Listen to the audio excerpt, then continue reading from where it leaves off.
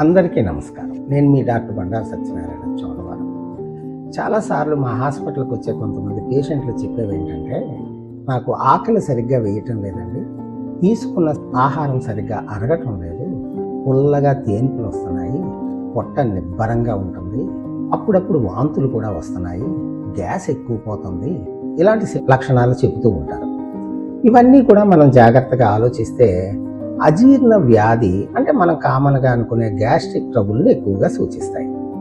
మరి దీనికి తీసుకోవాల్సిన జాగ్రత్తలు ఏంటంటే, నెంబర్ 1, ప్రతిరోజు ఒక నిర్ణయించిన సమయానికి ఆహారం తీసుకునేలాగా అలవాటు చేసుకోండి. ఎవరో తరుణ్కొస్తున్నట్టు గబగబా తినేయకుండా నెమ్మదిగా ఆహారపు రుచిని ఆస్వాదిస్తూ నెమ్మదిగా నవిలి మింగండి. ఎంత జీవితం బ్రతికినా, ఎంత సంపాదించినా ఆ 4 మెతుకుల కోసమే అని గుర్తుపెట్టుకోండి. రెండోది ఏంటంటే, కారం, మసాలాలు, వేపుళ్ళు, ఎక్కువ నూనె పదార్థాలు సాధ్యమైనంత వరకు తగ్గించుకోండి. వాటి జోలికి వెళ్ళకండి. ఎందుకంటే రుచిగా ఉన్నది కదా అని చెప్పి మనం ఆహారాన్ని ఎక్కువ తీసుకుంటే దాన్ని ఆరాయించుకోవడానికి శరీరం చాలా కష్టపడవలసి వస్తుంది. అందుకే మన శరీరం ఎప్పుడు మనకు అనేక సంకేతాలు ఇస్తూ ఉంటుంది. ఒరే బాబు, నాకు చాలా కష్టంగా ఉంది, నువ్వు కంట్రోల్లో ఉండరా నాయనా అని చెబుతూ ఉంటుంది. కానీ మనం వినం. అందువల్ల ఈ ప్రాబ్లమ్స్ అన్నీ వస్తాయి.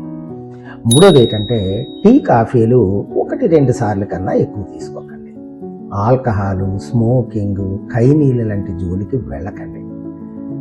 అన్నం తిన్న వెంటనే పడుకోకండి. సాధారణంగా మీరు తీసుకున్న భోజనానికి, నిద్రకి మధ్యలో 2 గంటల సమయం ఉండేటట్టు జాగ్రత్త పడండి.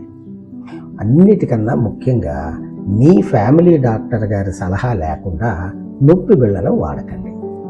గుర్తుపెట్టుకోండి, మన శరీరం మనకి ఈ సృష్టిలో అతి మంచి స్నేహితుడు.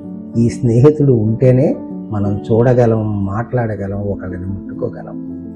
అలాంటి మంచి స్నేహితుడికి మనం అవసరమైన ఆహారాన్ని, వ్యాయామాన్ని, మంచి ఆనందాన్ని, ప్రేమని కానీ మనం ఇస్తే ఆ శరీరం తిరిగి మనకి మంచి ఆరోగ్యాన్ని, శక్తిని ఇస్తుందని గుర్తుపెట్టుకోండి. అందరికీ నమస్కారం.